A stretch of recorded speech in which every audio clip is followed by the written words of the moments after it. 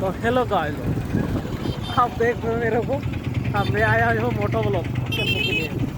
Hi friends, ମୁଁ ଏବେ ପହଞ୍ଚି ଯାଇଛି ଭଦ୍ରକ ଜିଲ୍ଲାର ଚାନ୍ଦବାଲି ବ୍ଲକ ଅନ୍ତର୍ଗତ ମତୁ ଗ୍ରାମକୁ। ଏଠି ଏବେ ଜୋରଦାର ଭାବେ ଚାଲିବ ଦୋଳ ପୂର୍ଣ୍ଣିମା ଉପଲକ୍ଷର ମେଳା, ଯାହାକୁ ଏଠିକି ଲୋକେ ମେଲଣ ବୋଲି କହନ୍ତି। ଫ୍ରେଣ୍ଡସ୍, ଏହି ମେଳାର ଆକର୍ଷଣ ହେଉଛି ବଡ଼ ବଡ଼ ଡିଜେ କମ୍ପିଟିସନ୍।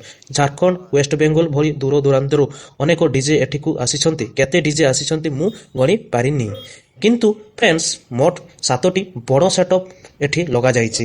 ଆଜି ଆପଣମାନଙ୍କୁ ଏକ ଛୋଟ ଝଲକ ଦେଖେଇବି, ଆଉ କାଲି ସମ୍ପୂର୍ଣ୍ଣ ଡିଜେ ସେଟଅପ୍ ଗୁଡ଼ିକୁ ବିସ୍ତାର ଦେଖେଇବି। ଫ୍ରେଣ୍ଡସ୍, ଏବେ ଆପଣ ଦେଖିପାରୁଛନ୍ତି ପାୱାର ମ୍ୟୁଜିକ୍ର ଡିଜେ ସେଟଅପ୍, ଯାହାର ୱେଷ୍ଟ ବେଙ୍ଗଲରୁ ଆସିଅଛି। ଦର୍ଶକମାନଙ୍କର ଭିଡ଼ ଦେଖିଲେ ମଜା ଆସିଯାଏ। ପାୱାର ମ୍ୟୁଜିକ୍ର ଟିମ୍ ଭାଇମାନେ ମଧ୍ୟ ପୁରା ଫୁଲ୍ ମୁଡ୍ରେ ଅଛନ୍ତି। ଫ୍ରେଣ୍ଡସ୍, ମୁଁ ସବୁକିଛି ଭିଡ଼ିଓ ଏବଂ ବ୍ଲଗିଂ ଷ୍ଟାଇଲ୍ରେ ଆପଣମାନଙ୍କ ପାଇଁ ରେକର୍ଡ଼ିଂ କରୁଛି।